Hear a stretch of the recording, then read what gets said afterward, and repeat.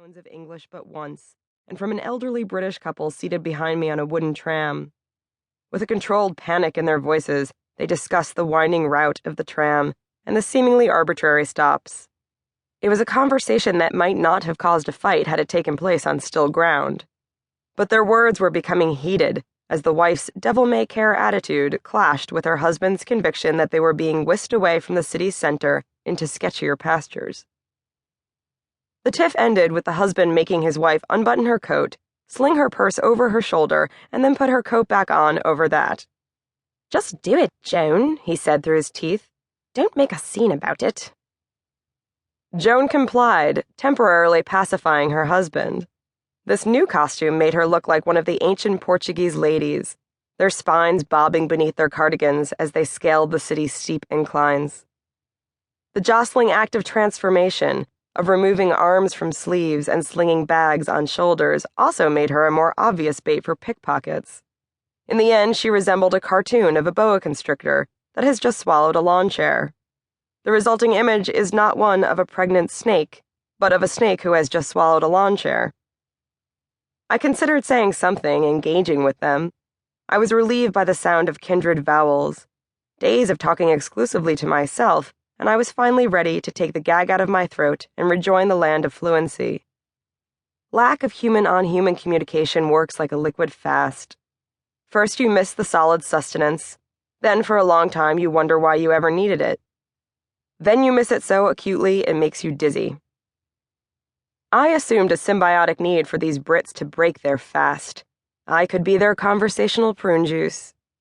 But when they made their way to my end of the tram in preparation for the next stop, I just stared at them with the passive contempt of a local. I found myself waiting online for Lisbon's main attraction, an antique freestanding elevator that springs up the city's center and leads to nowhere. When I got to the highest level, I climbed to the narrowest staircase to the tippy top. America is lacking in this, I thought. All of our public structures are self-explanatory. When you press the PH button, you're going to the penthouse, not the stairs that lead to the landing that lead to the lookout above the penthouse. Our basements are conveniently located at the base. No cellars that lead to subfloors that lead to catacombs of ruins. The Goonies was just that one time, and it was a movie. The wind blew hard as I leaned on a railing that would have been ripe for lawsuit if this was Paris's Eiffel Tower or Seattle's Space Needle. My calves throbbed from days of rushing through Lisbon's 7 hills, as if I had anywhere to go. I was like a cat that urgently needs to be on the other side of the room for no apparent reason. I looked out towards the ocean in the direction of home, squinting at the horizon. Then I apologized to the travel gods for thinking I could do this, remembering there's a reason we don't always fulfill the wishes of our younger selves once we're grown.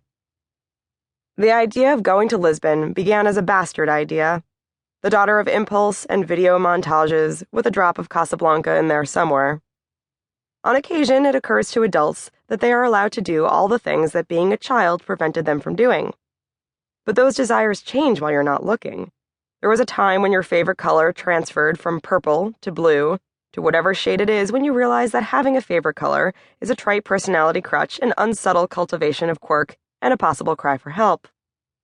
You just don't notice the timeline of your own metamorphosis until you do. Every once in a while, time dissolves and you remember what you liked as a kid.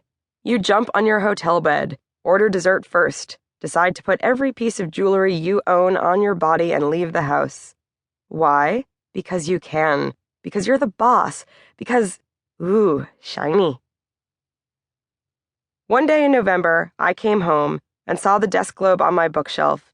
Instead of seeing it as my globe in my apartment where I come home every day, I remembered the globe I had when I was 12 years old. And I saw it as a challenge.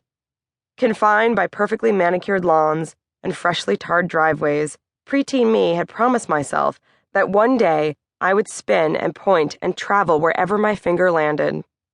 I love the movie Better Off Dead, that self-hating love letter from suburban America to foreign exchange students everywhere. More than just a snow-snorting lesson in obsession, here was a cautionary tale against armchair traveling, a rallying call to leave one's immediate area code immediately. If I didn't get a passport soon, I might grow up and find myself serving French